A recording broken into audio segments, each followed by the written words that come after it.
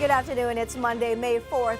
I'm Mai Rodriguez for your Midday Report. We'll be giving you the stories shaping the nation at this hour. Let's get you up to speed.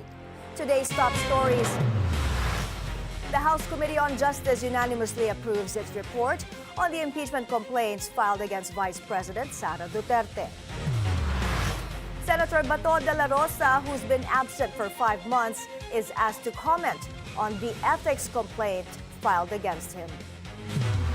And almost 200,000 evacuees remain in Albay following the ashfall from Mount Mayon. The House Committee on Justice unanimously approves its report on the impeachment complaints filed against Vice President Sara Duterte. Joan Manalo is reporting live from the Batasang Pambansa. Hi, Joan. What did the committee chair say? May malayo na pero malayo pa. These were the words of House Justice Committee Chairperson Jervie Luistro during the panel's meeting earlier to approve the committee report alongside the resolution setting forth the articles of impeachment against Vice President Sara Duterte. In her opening statement, Luistro said that the committee shares a quiet sense of accomplishment as members recognize and honor how far they have come since the proceedings began. The chairperson recounted the panel's timeline beginning March 2, when the committee established the impeachment complaints sufficiency in form, followed by the March 4 hearing where the panel voted on the complaints sufficiency and substance. Luistro emphasized that the impeachment hearings have been both difficult and demanding, but said the committee also recognizes how much has already been uncovered through the process. She added that the panel faced continuous inflows and outflows of testimonies and documents, but maintained that throughout the proceedings, one thing remained certain, and that is they never went sideways. With the evidence presented during the hearings, Luistro stressed that from the very beginning, the panel had been holding on to evidence from the Vice President herself, particularly her statement of assets, liabilities, and net worth, or SALN, which, according to Luistro, reflected no declared cash or cash deposits during Duterte's tenure as Davao City Mayor and as Vice President. As the panel approved the committee report, which details the probable cause for VP Sara's impeachment, along with its attached resolution containing the articles of impeachment, Luistro reminded fellow lawmakers and the public not to remain complacent and to never forget, because if they let up now, they fail to preserve the very constitution they swore to protect. With this, the chairperson closed her statement by saying, "Malayo pa pero kahit papano at sa totoo lang malayo na." The House Committee on Justice adjourned its meeting at around 11:34 a.m. where they approved the committee report containing the resolution setting forth the articles of impeachment against Vice President Sara Duterte. Mai. Joan, what happens next? Can you take us through the process, and when can they vote in the plenary? We expect that the committee report will be transmitted to the Committee on Rules, and then this will be endorsed to the House in order for it to be included in the order of business. We expect that the committee report will be tackled sometime next week in the plenary. As Bicol Soro Portales Representative Terry Ridon, who is also a member of the Justice Committee, said that we will be expecting the impeachment of VP Sara in the House of Representatives sometime next week. Mai. Thank you, Joan Manalo, reporting to us live from the House of Representatives. There is still a sense of urgency in the Supreme Court's definition of forthwith in relation to impeachment cases. That is according to Attorney Carlo Ibanez in an interview with BNC's The Spokes. Ibanez explained that the Supreme Court did not indicate that the process can be delayed or left unresolved. Wala kasing sinabi ng Supreme Court. They didn't define what reasonable time is, no? So yun nga, sabi nga ni Atty. Lasherda is that statutory construction, if you look at the ordinary meaning of forthwith, immediate. So hindi pa rin dapat mawala ang urgency nito. So let's say inuupuan nila ng matagal. Dapat meron na tayong grounds to raise the fact na it's going to be an unconstitutional na. The House Justice Committee voted on its report that contains the consolidated impeachment case against Vice President Sara Duterte. after finding a probable cause last week. The report will now be elevated to the plenary. Let's get the perspective of a political analyst. Joining us via Zoom is Professor Froilan Calilong. Good afternoon, Professor. Thank you for joining us this afternoon. Yes, good afternoon, Ms. Mai, and good afternoon to your televiewers. Thank you for having me. So while the vote was unanimous on the report, the vote was unanimous on finding probable cause, do you think they still have the numbers once the report reaches the plenary? Well, I think from all indications, because they were already able to have at least 53, so they need only 53 to be able to elevate the claim to the Senate. I think they will be able to muster that number, and they will be able to have that adequate number of signatures. And this is congruent to the fact that many of the congressmen that we have who actually signed the petition in the 19th Congress, although some of them may have already changed their minds or some of them are still contemplating. But the very fact that we only have 53 added signatures or needed signatures to actually elevate this complaint to the Senate, I think that is really looming in the horizon, and I think they could very well have the numbers for that.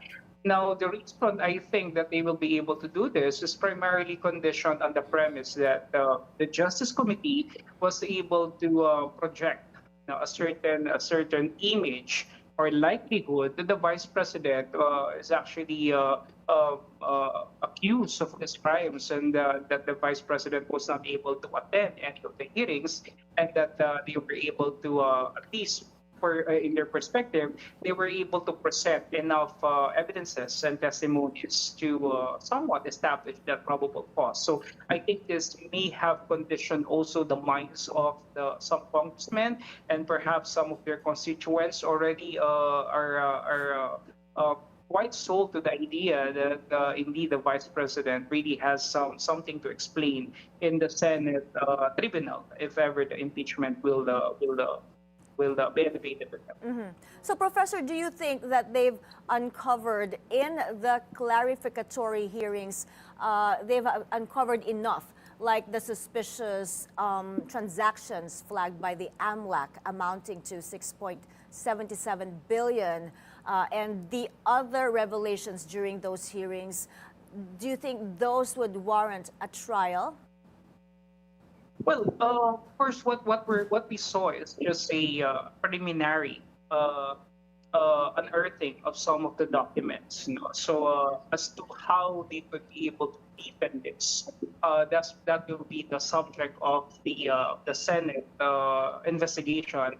Especially the senator judges will be the ones to actually try and become senator judges, and of course the House panel will also be the ones to provide the necessary prosecutors in the case.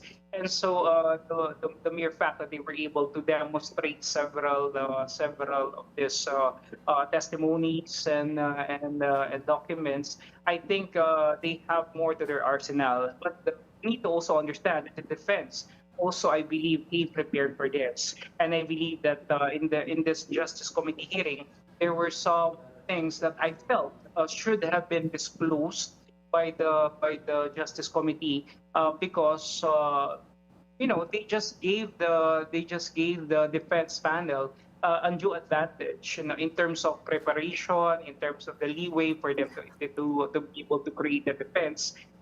Several of these testimonies, at least, and some documents should have been withheld, because I believe that from the very beginning, they already have created the propensity for having the probable cause without resorting to all of this added evidences, which they could have withheld so that they could come up with a better and a stronger case moving forward later on with the Senate impeachment. I have so many more questions, Professor, but unfortunately, I'm told that's all the time we have for now. But thank you for your time. Thanks for joining us today. Anytime. Thank you so much. God bless. That was Professor Froilan Calilong. Let's check what's happening at the Senate. The Ethics Committee tackled the complaint against Senator Bato Dela Rosa over his perennial absence. It likewise resolved other complaints filed against other senators. Hannity is reporting live from the Senate. Hi, Hannah. What's the latest? Mai Senator Bato Dela Rosa is being asked to comment on an ethics complaint filed against him, including the possibility of changing the rules related to a no work, no pay policy. This is after Senate President Tito Soto earlier recommended that the Senate Ethics Committee ask Dela Rosa to explain his side regarding the complaint. Dela Rosa is facing the complaint over his continued absences from the Senate, which have now lasted more than 5 months, following reports of a possible ICC warrant linked to his role in the drug war. Earlier, Senate Ethics Committee Chair J.V. Ejercito said De La Rosa's camp is considering waiving his salary and allowances as a possible way to ease or address the complaint. This morning, the Senate Ethics Committee has acted on all 9 complaints filed against several senators. 4 were dismissed for being frivolous or not compliant with form and substance, but complainants may refile. 3 cases were deferred for further study, while 2 require responses from government agencies before the committee can act.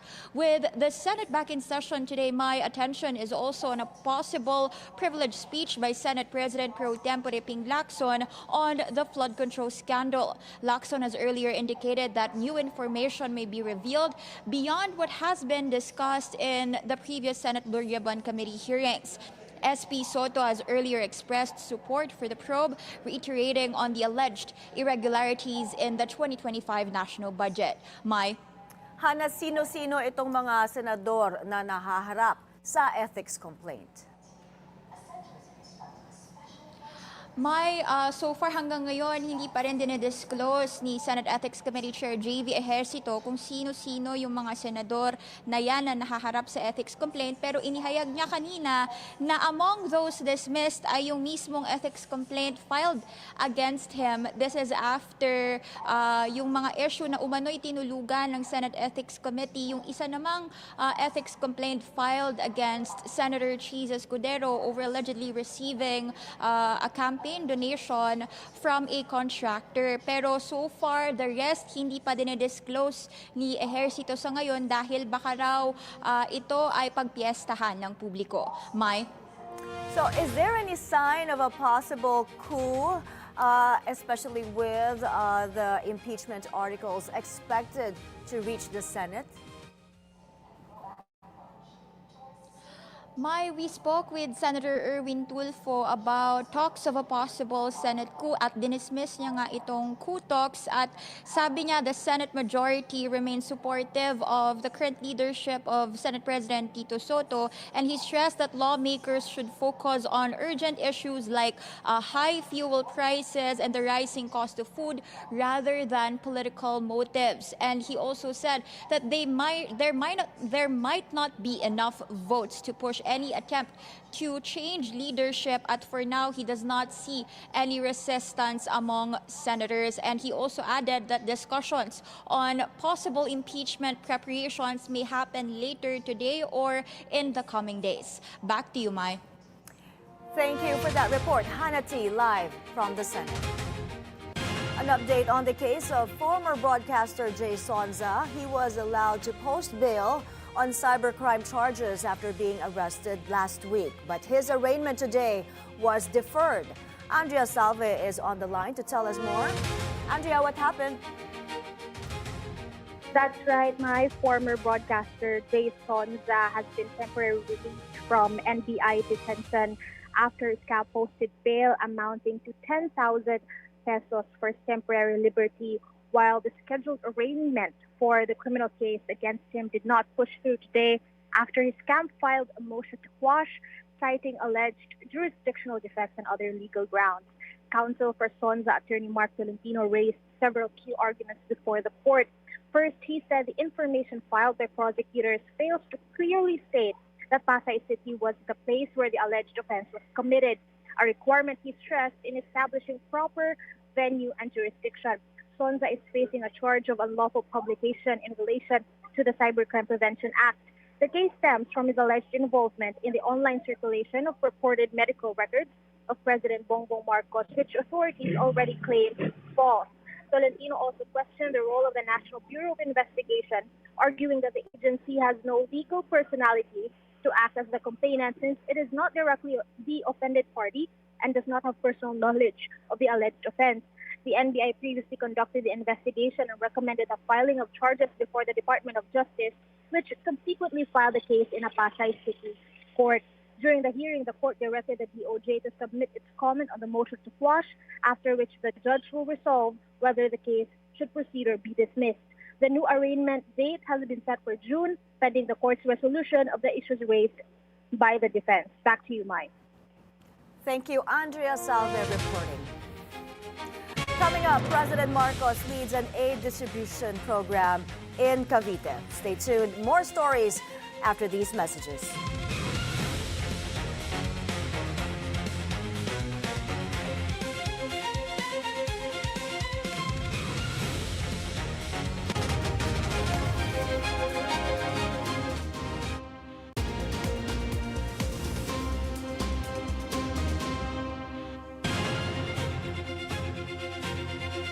Welcome back to your Midday Report.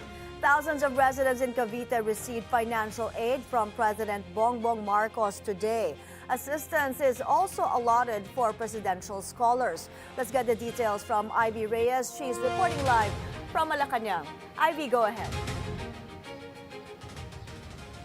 Yes, my President Bongbong Marcos went to Cavite today to spearhead the distribution of rice aid to some 2,000 residents of General Trias and a 200,000 peso cash aid per barangay.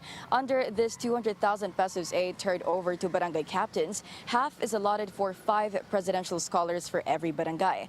The president spoke with 165 presidential scholars of General Trias and reminded college students that education is the one thing that nobody can take away from them. This morning, President Marcos also led the opening of the 3rd subsection of the Cavite-Laguna Expressway, or CALAX, cutting traffic from 1 hour down to 26 minutes. This subsection is designed to accommodate about 6,000 vehicles daily, aimed at decongesting Cavite's thoroughfares. On the same presidential engagement, the president addressed the recent volcanic activities of Mount Mayon and said quick government response effectively lessened the impact of Mayon's ashfall.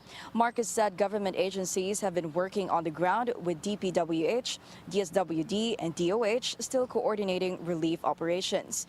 Meanwhile, Executive Secretary Ralph Recto has finally responded to Batangasolon Leandro Leviste after the latter's consecutive social media posts calling for Recto's removal from the cabinet.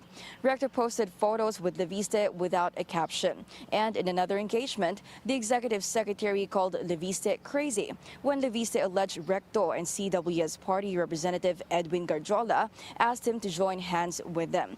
Mai Recto has not responded to us when asked about his position on the visa statements, but the last time I spoke with him, he said the young congressman is only politicking. That's all I have here from the palace. Back to you, Mai. Thanks for the update. Ivy Reyes live from Malacanang. The Supreme Court affirms its ruling that the president has no authority to remove a deputy ombudsman. In a decision written by Associate Justice Maria Filomena Singh, the Third Division dismisses the petition filed by the Office of the President. The petition challenged a Court of Appeals ruling that voided the dismissal of then Deputy Ombudsman Melchor Carandang. The Supreme Court said only the Ombudsman has the authority to discipline a Deputy Ombudsman. It added that Ombudsman Samuel Martirez declared Carandang's position vacant based solely on the Office of the President's decision. It said this was done without independently reviewing the charges or giving Carandang a chance to be heard and present evidence. The court also ruled that Carandang is entitled to full retirement benefits and to the salaries he would have received during his preventive suspension and dismissal up to the end of his term. It can be recalled that the Office of the President found Carandang liable for graft, corruption, and betrayal of public trust in connection to alleged ill-gotten wealth linked to former President Rodrigo Duterte. Former Ilocos Sur Governor Chavit Singson is parroting the allegation of former House Speaker Martin Romualdez that the executive branch is behind the flood control scandal. Che Sulit is on the line for more details. Che, go ahead. Yes, my former Ilocos Sur Governor Chavit Singson came forward to inform the public about the quote-unquote unspoken truth on the flood control scandal. At a press briefing with reporters, the Senate, Manon Chavit pushed back against the Senate's earlier claim that he was unable to submit his sworn affidavit to the Blue Ribbon Committee. Singson says he had already prepared his sworn affidavit for submission on the morning of April 7, but later received a notice from Senate President Pro Tempore and Blue Ribbon Committee Chair Ping Lacson, saying that the panel deferred its scheduled April 14 hearing. The letter to Singson read, "The committee has deemed it necessary to reschedule the public hearing contingent on the mitigation of the current national energy emergency and the formal submission of your sworn affidavit." Following the supposed mishap, Singson said he would not pursue action to the Senate anymore. Instead, he has now opted to speak up to the public, who should be informed about the alleged anomaly. Singson says the mastermind behind the anomalous project is neither fugitive resigned Ako Bicol Party List Representative Zaldico nor former House Speaker Martin Romualdez. Instead, Singson bounces off of Romualdez's earlier statement that the executive is behind the scandal, pointing to President Bongbong Marcos. The palace has previously mentioned that the executive's command responsibility has allowed Marcos to probe the issues of the flood control project in the first place. Palace Press Officer Claire Castro also said that Marcos is not the lone official who constitutes the executive branch of the government. Singson further alleges that the Marcos administration's flood control projects have mostly been substandard or even ghost. The former governor and lawmaker urges the Senate to resume its hearings on the flood control scandal. Singson warns officials that if they fail to investigate these anomalous projects, corruption will not end. He also challenges the ombudsman to fulfill its promise of catching the big fish behind the anomaly. The flood control scandal marks one of the largest corruption issues that the Philippines has faced, heavily impacting the country's economic growth towards a slowdown. That's the latest from my end. Back to you, Mai. Thank you, Chasulit, reporting. Maritime law expert Professor J. Batong Bakal says more trips to other islands and features in the West Philippine Sea should be conducted. The professor tells BNCs at the forefront the country should continue to assert its sovereignty within its territorial waters. These activities now show that we're demonstrating what we've been saying all along, all these decades, that those islands really are ours. So having more of these types of civilian missions or activities rather, and in more areas than just Pag-asa Island, no? Even in the other places that we have, no? Those I think are would be a good development. Developing the civilian facilities and establishing continuous civilian access, I think, is the most important thing now. Maganda nga kasi yung like, if it's almost like there's regular voyages there, no? So that people can come and go as they please. He also calls on the government to keep developing Pag-asa Island. A farmers group is accusing the government of being insincere in pursuing a just and lasting peace. This comes after Defense Secretary Gibo Teodoro rejected peace negotiations with communist rebels. Joash Malimban is on the line for the details. Joash? My progressive agricultural groups have criticized Defense Secretary Gibo Teodoro for rejecting renewed peace negotiations with communist rebels, accusing the government of deepening militarization in rural communities instead of addressing poverty and landlessness. Fisherfolk group Pamalakaya said Teodoro's opposition to talks with the New People's Army reflects a hardline position that ignores the conditions faced by marginalized sectors in the countryside. The group also alleged that military operations under the Armed Forces of the Philippines continue to disrupt rural communities, with farmers unable to access farmlands, curfews being imposed, and residents forced to evacuate during operations. Pamalakaya maintained that genuine peace negotiations should address the root causes of armed conflict, including agrarian reform and rural development. Meanwhile, the farmers group Kilusang Magbubukid ng Pilipinas, or KMP, also condemned Teodoro's remarks, saying this reflect what it described as government insincerity in pursuing a just and lasting peace. The group said there can be no real peace amid a deepening socio-economic crisis as farmers and rural communities continue to face conditions they liken to a state of martial law in the countryside. KMP also criticized the government's counterinsurgency efforts and the continued increase in military spending, arguing that public funds should be reallocated to social services and livelihood support. On Saturday, Teodoro rejected calls from former government peace negotiators to resume formal talks with communist rebels during an ambush interview in Lawag City. The defense chief maintained his opposition to any peace talks with the NPA, saying the country is at peace and that rebel forces are responsible for disturbing it. Teodoro also described the rebel movement as terrorism and said that reopening negotiations would grant legitimacy to the armed group's cause. Mai. Thank you for that report, Joash Malimba.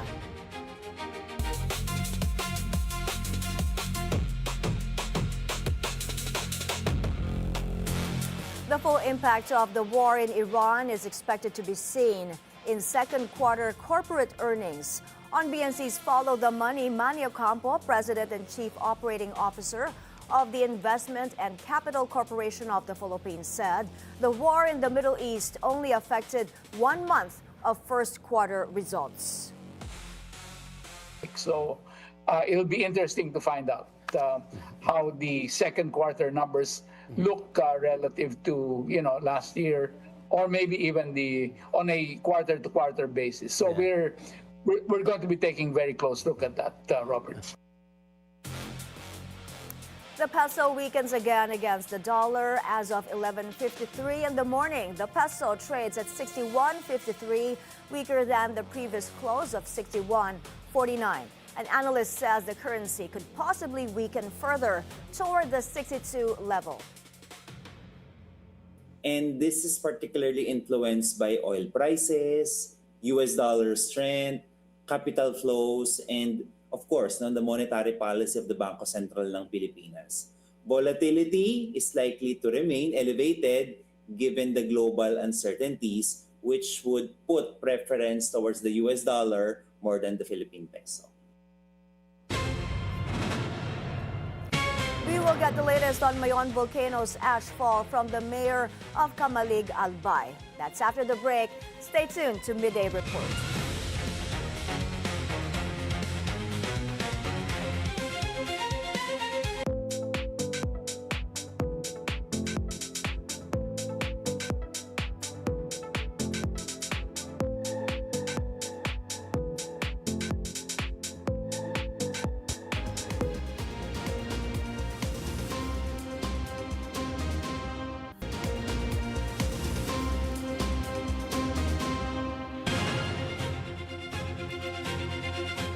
You're still watching the Midday Report. Almost 200,000 individuals are still in temporary evacuation centers following the eruption of Mayon volcano that dumped a lot of ash in dozens of barangays in Albay. Rosas Olarte of Abante is on the line for the details. Rosas, ano na ang sitwasyon dyan? Yes, Mai, tinutulungan na ng pamalaan ang 195,363 na mga individuals na kinabibilangan ng 56,000 na pamilya na lumikas dahil sa matinding ashfall mula sa bulkang Mayon nitong Sabado. Ayon sa Albay Public Safety and Emergency Management Office o APSEMO, 129 na barangay ang apektado mula sa mga bayan ng Camalig, Ginubatan, Ligao City at Owas. Nakakanlong ngayon sa Tagaytay City o Tagaytay Evacuation Center dito sa Camalig, Albay ang higit 28,000 individual mula sa 16 na barangay ng Gapo, Libod, Sumlang, Barangays 127, Anuling, Suwa, Kirangay, Tumpa, Kabangan at Salugan at maging yaong lumikas sa Ginubatan, Albay ay binigyan na rin ng DSWD Bicol ng family food packs, sleeping kits at modular tents. Nakipagpulong ngayong Lunes, kanina sa Albay Capitol, si Governor Noel Rosal sa mga opisyal ng PHIVOLCS, sa engineering at ilang mayor, singgil sa sitwasyon ng Miisigali at sa mataas pa ring aktibidad ng Bulkang Mayon. 5 volcanic tremor, 1,829 na toneladang sulfur dioxide emission kada araw, kita ang banaag o crater glow at pamamaga pa rin ng bulkan. Ang mga parametrong nakita ng PHIVOLCS kaya mahigpit ang pagbabawal na pumasok sa 6-kilometer radius permanent danger zone. Ipinagpapatuloy din ngayong Lunes ang flushing at clearing operations ng Bureau of Fire Protection sa kahabaan ng Maharlika Highway dito sa Ginubatan, Albay.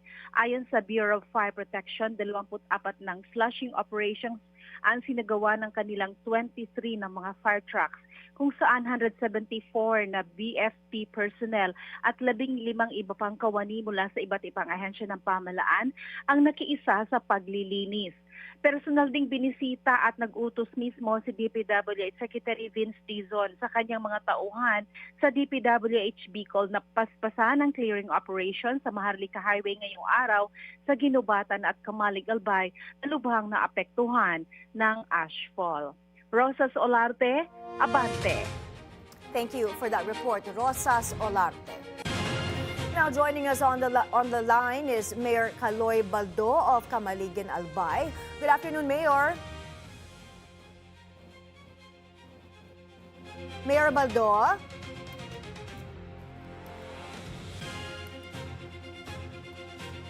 Mayor Baldo, you're on the line po. You're live on Midday Report. Opo ma'am, good afternoon. Good afternoon po. Kamusta po ang sitwasyon dyan sa Kamalig after the matinding ashfall noong Sabado? Ang si Mayon po ngayon, medyo kalmado naman po. At namamroblema lang kami nung mga iniwan niyang abo na talagang napakakapal po. May order po si President Bongbong Marcos to clear the roads today. So kamusta po ang clearing operations ninyo dyan? Kaya po ba na matapos ngayong araw? Yung national road na talagang dinadaanan talaga ng maraming sakyan, cleared na din naman po yun. Ang kinukuha na lang po namin, yung mga papunta doon sa mga barangay na talagang apektado nung ashfall, yung nasa Mayon area po namin. Kamusta po? Ano po ang pinaka malala na natamaan na barangay? At gaano po ba kakapal yung ashfall o yung ash, yung abo na napunta dyan? More than 3 inches siya. Tapos yung pinaka tinamaan talaga yung barangay Anuling, Kirangay, Suwa, and Tompa. Yung po ang talagang tinamaan and part ng barangay Libot. Ano po ang advice ng pag-asa sa inyo in terms of Mayon's activity, Mayor? Yung Mayon naman kasi, nasa alert level 3 pa rin naman. Hindi pa naman po binababa ng T-box. Kaya yung mga nandoon po sa loob talaga ng 6 kilometers, nandoon po talaga sila sa evacuation center. Nadagdagan lang po ito nung mga apektado na nandito po sa Mayon area, nung outside 6 kilometers na talaga yung mga bahay nila, punong-puno po ng abo doon sa palibot po nila. At saka yung ibang bahay, pinasok po talaga ng abo. Ano po ang inyong mga immediate needs, yung mga pangangailangan sa ngayon, Mayor? Immediate need po namin siguro tubig. Then, nung mag-ikot po kami, kasi nagbibigay na din po kami ng food pack galing sa DSWD, ang nire-request nila, ang walis tambo at walis tingting. At saka yung lagaya po ng tubig. At saka baka mayroon din po magbigay ng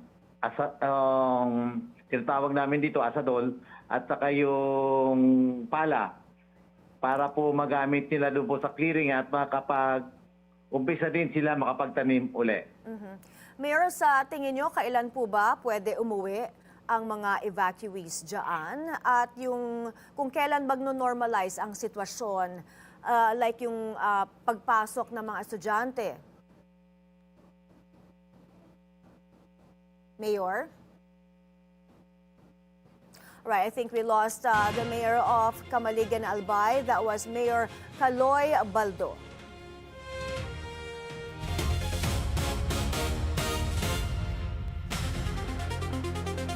A tanker is struck by unknown projectiles in the Strait of Hormuz as the U.S.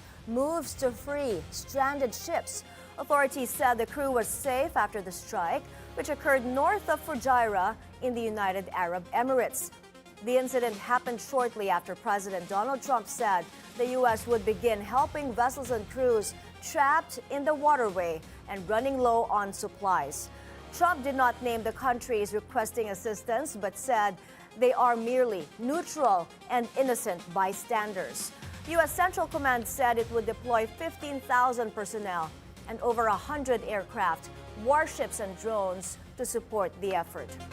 According to the International Maritime Organization, hundreds of ships and up to 20,000 seafarers have been unable to transit the strait.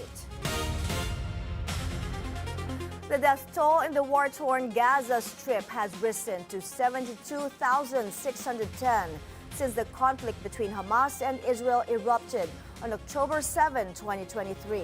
The number of injuries reached over 172,000, according to Gaza's health officials. Authorities said that since the ceasefire between Israel and Hamas took effect on October 10 last year, 830 Palestinians have been killed. Many bodies are believed to remain unrecovered under the rubble. In eastern South Africa, a police operation targets a crocodile suspected of killing a missing man. A video from Reuters shows an officer being airlifted into a crocodile-infested area to remove the euthanized reptile, where human remains were found inside its intestines. Police said the man was reported missing after his vehicle was found trapped on a low-lying bridge along the Komati River, prompting a week-long search. Authorities said DNA tests will be conducted to confirm the identity of the victim.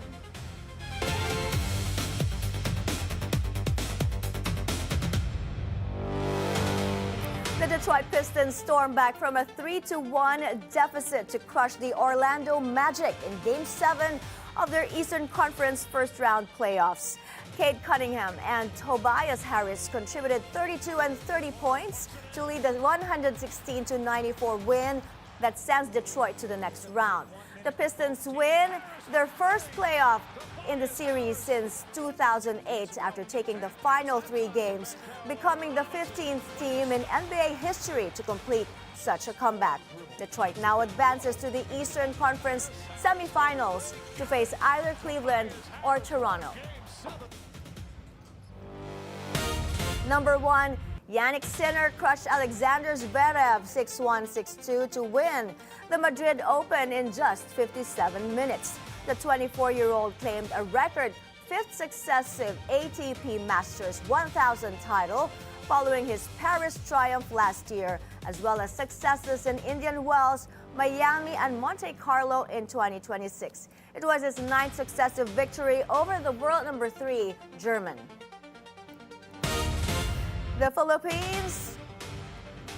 Philippines once again took center stage in international triathlon, successfully hosting the Subic Bay International Triathlon, or Subic, at the Subic Bay Freeport Zone.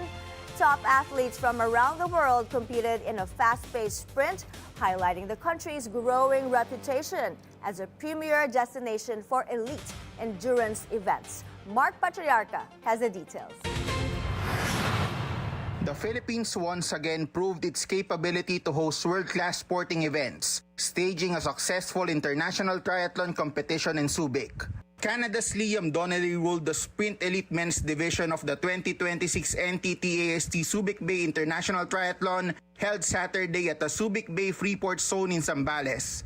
The 26-year-old from Ontario clocked 56 minutes and 16 seconds in the race, covering a 750-meter swim, 20-kilometer bike, and a 5-kilometer run, an event sanctioned by Asia Triathlon and World Triathlon. Donnelly dethroned defending champion Takuto Oshima of Japan and praised the Philippines for its hospitality, calling the experience amazing and the people friendly and welcoming. Kazakhstan's Darin Kunisbayev finished second, while Oshima settled for third. In the women's division, Japan's Hayashi Manami captured gold, followed by her sister Ayame, while Turkey's Sinem Francesca Cervera took bronze. Filipina Anisha Eunice Kaluya delivered the country's lone medal in the event. Meanwhile, De La Salle Sobel standout Jairus Mikel Mejia turned heads in the youth division, finished second in the 16 to 19 category after a tightly contested race. Mejia stayed within striking distance throughout the swim and bike legs before launching a late push in the run, ultimately finishing just seconds behind Qatar's Anes Khalili. Now on its 33rd year, the Subic Bay leg of the Asia Triathlon Cup continues to attract top international talent, showcasing elite competition in one of Asia's premier coastal race venues. Raymar Patriarca, Bilyonaryo News Channel. Overall, yung karera, masaya po siya. Nung swim, medyo chaotic po. Masigit pa lahat ng mga tao, gigit-gitan. Sa bike, doon po ako mahabol-habol. Bali, yung Qatar medyo nakikita-kita ko na po. Tapos sa run, doon po kami sabay ni Qatar. Ayun, medyo naiwan po ko nung last 50 meters as ginapos na po.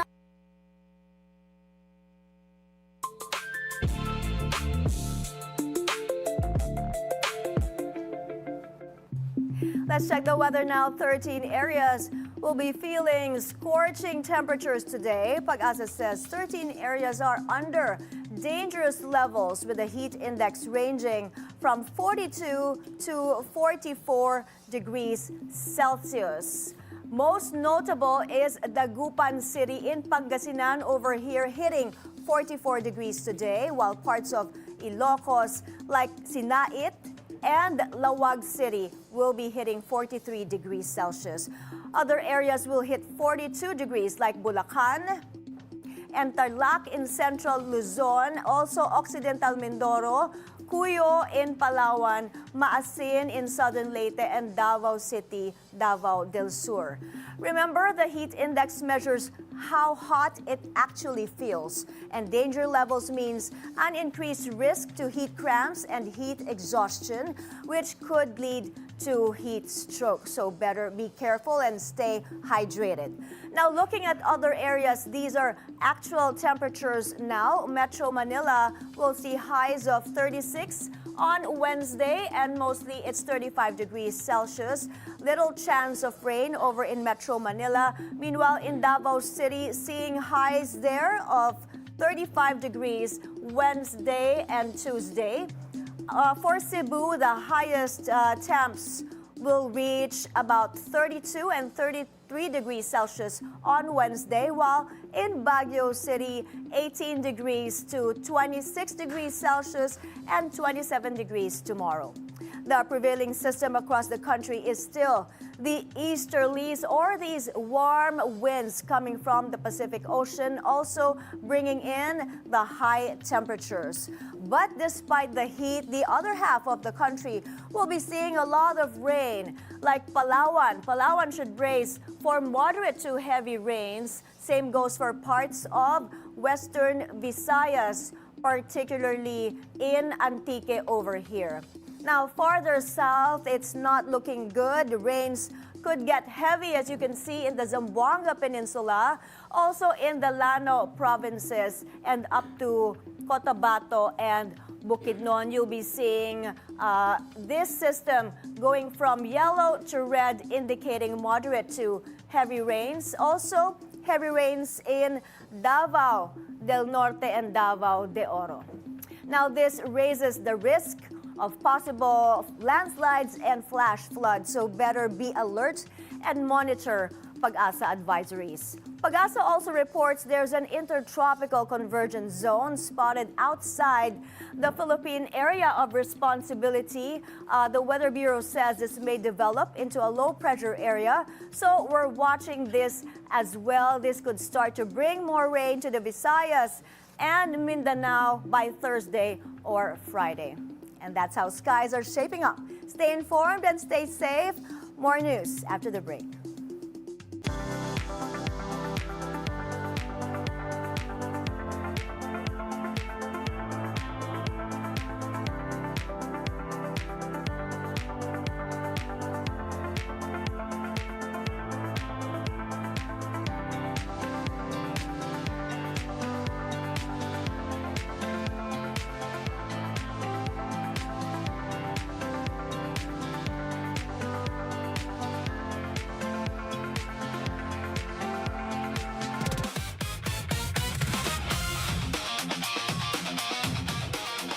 The Devil Wears Prada is roaring back into the spotlight with a massive box office debut. The Disney sequel opens to $77 million in the U.S. and $233.6 million globally. far surpassing the original film's $27.5 million launch in 2006. The film, produced for about $100 million, benefits from the return of its original cast and is already poised to outgross the first movie's total earnings. The strong opening places it among the year's top debuts and signals robust audience demand for the franchise. A massive crowd packs Copacabana Beach in Rio de Janeiro, Brazil, as Shakira delivers a free concert. The Colombian singer performed as part of her world tour, drawing about 2 million people, according to reports. Drones lit up the sky before the show, forming a she-wolf image and her silhouette as a tribute to her nickname. The turnout matches recent mega concerts at the venue, including performances by Madonna in 2024 and Lady Gaga in 2025. And that's the Midday Report. I'm Mai Rodriguez. See you again tomorrow at 1 p.m. Stay informed and stay safe.